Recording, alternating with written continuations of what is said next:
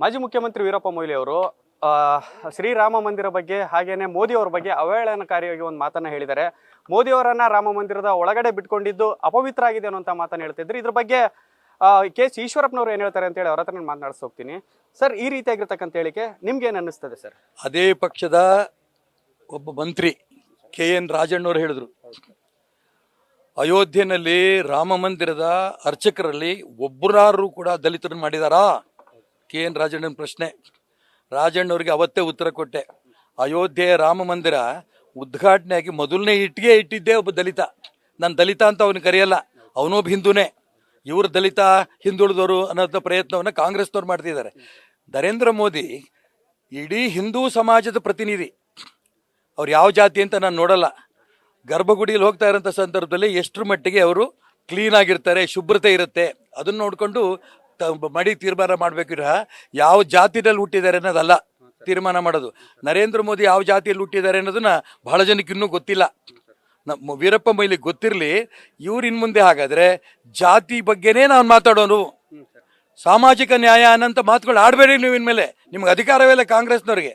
ಇನ್ನೊಂದು ಹೇಳಿದ್ರು, 11 ದಿನ ಅವ್ರು ಉಪವಾಸ ಇದ್ದಿದ್ದೇ ಸುಳ್ಳು ಅಂತ. 11 ದಿನ ಉಪವಾಸ ಇದ್ರೆ ಅವ್ರು ಸತ್ತೋಗ್ತಾರಂತೆ ವೀರಪ್ಪ ಮೊಯ್ಲಿ ಪ್ರಕಾರ.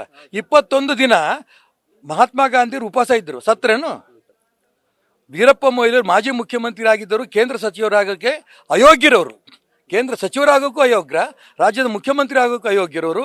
ಇದರಲ್ಲಿ ದಲಿತರು, ಹಿಂದುಳಿದವರು, ಮುಂದುವರೆದವರನ್ನ ಅಯೋಧ್ಯೆ ರಾಮ ಮಂದಿರದ ಬಗ್ಗೆ ಮಾತಾಡ್ತೀರಲ್ಲ. ಅಯೋಧ್ಯೆ ರಾಮ ಮಂದಿರ ಇಡೀ ದೇಶದಲ್ಲಿರೋಂಥ ಇಡೀ ಹಿಂದೂ ಸಮಾಜವನ್ನು ಜೋಡಿಸಿರೋರು.